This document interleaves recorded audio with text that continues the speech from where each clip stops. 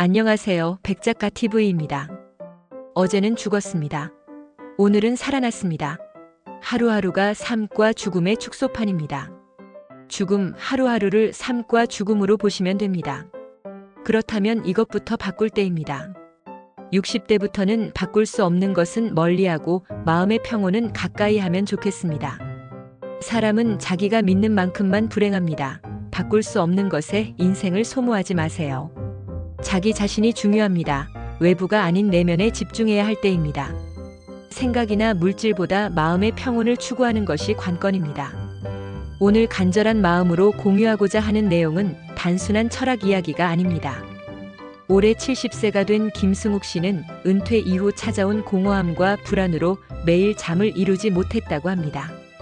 그런데 단 한 권의 책에서 단 한 문장을 읽고 눈물이 터졌다고 고백했습니다. 사람은 자기가 믿는 만큼만 불행하다.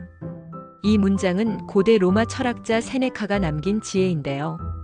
독일 철학자 알베르트 키칠러가 이 메시지를 현대적으로 풀어낸 책이 최근 큰 반향을 일으키고 있습니다. 바꿀 수 없는 것에 인생을 소모하지 마라. 책 제목부터가 범상치 않습니다.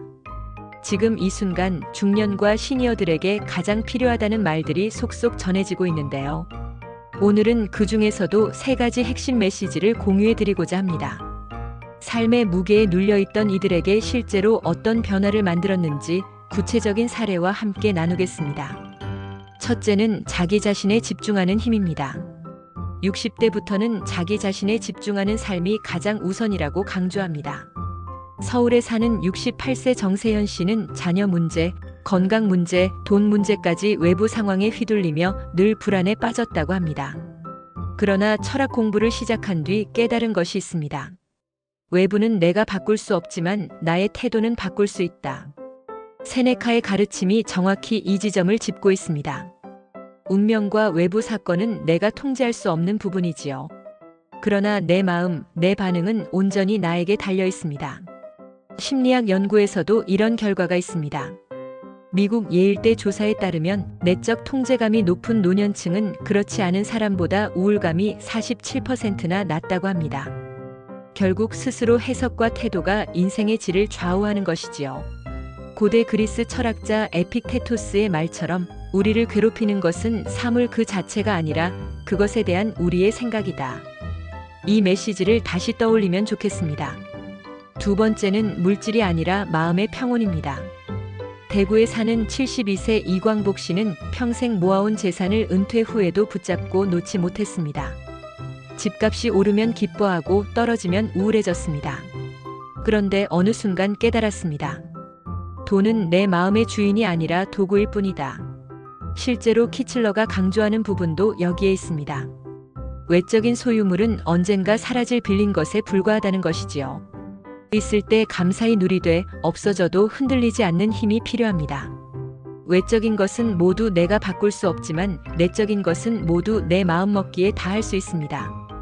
내 중심만 확고하면 탄탄하기 마련입니다. 통계도 이를 뒷받침합니다. 한국보건사회연구원의 조사에 따르면 노년기의 행복도는 재산에 많고 적음보다 관계 만족도와 내적 안정감이 훨씬 큰 영향을 미친다고 합니다.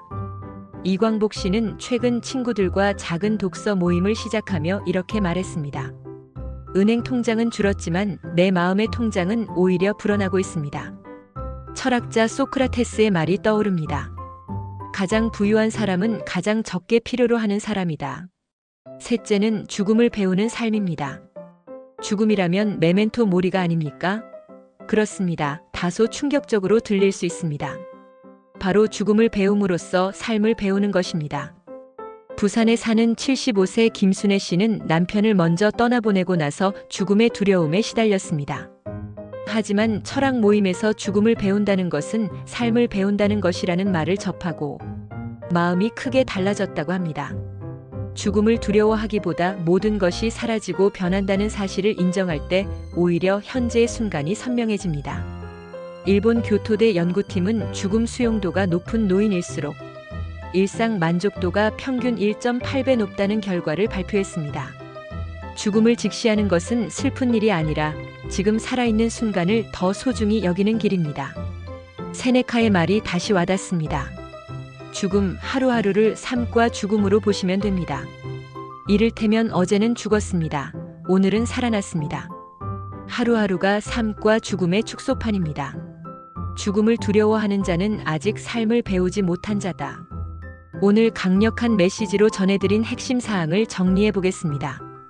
이제 60대 나이대로 들어섰다면 부디 새겨두어야 할 행복 지침입니다.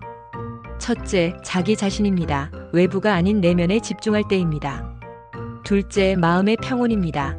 물질보다 내적 자족을 추구할 때입니다.